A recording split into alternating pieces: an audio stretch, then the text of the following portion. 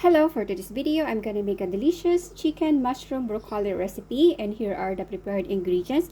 Here I have 4 cloves of minced garlic, 3 pieces of sliced onion, cheese, mushroom, broccoli, and here I used a boneless chicken thigh, a homemade white sauce, and if you want to know how to do it, just watch my video in this channel, and butter. Let's get started. Now let's season our chicken.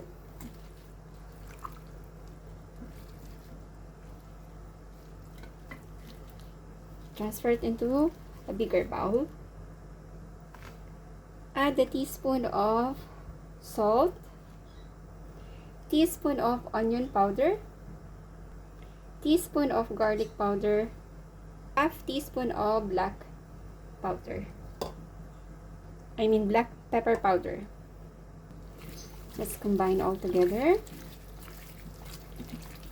Mix it well. And then set aside. Here I already prepared salted boiling water. I put a half teaspoon of salt. Let's add our broccoli.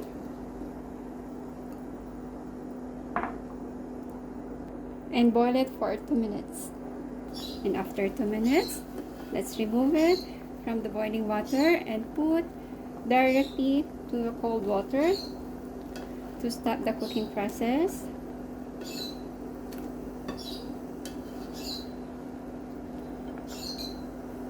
And then leave it for 1 minute. Now in our frying pan, let's add 2 tablespoons of cooking oil, a tablespoon of butter melted, and let's fry our seasoned chicken.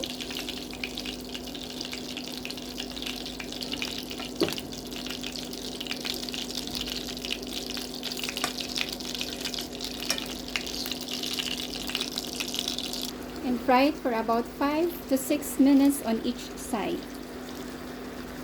And after a minute, let's drain our broccoli. Our broccoli already drained, set aside. And after 6 minutes, let's flip it on the other side.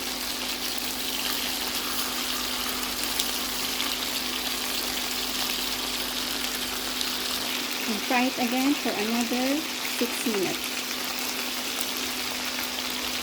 And after 6 minutes, let's remove it from the pan.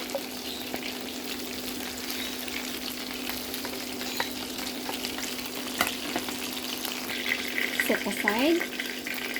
Using the same pan, let's fry our onion.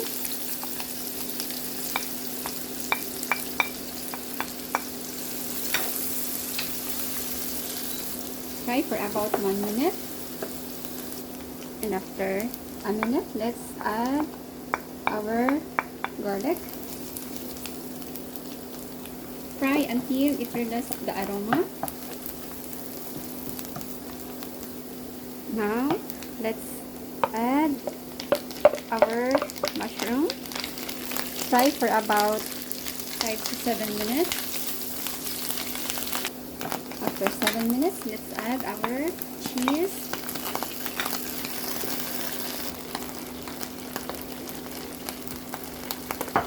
Let's melt the cheese.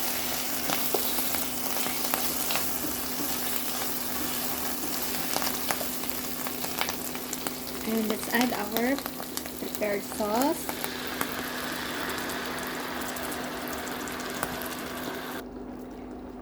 Add a teaspoon of salt,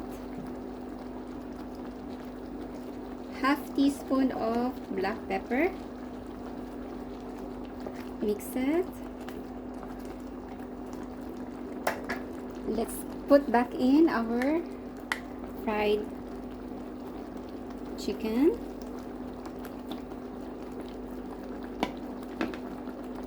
And let's add our broccoli.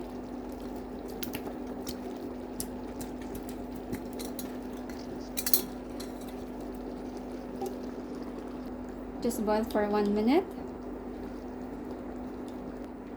After 1 minute, it's done. Now let's transfer it into serving plate.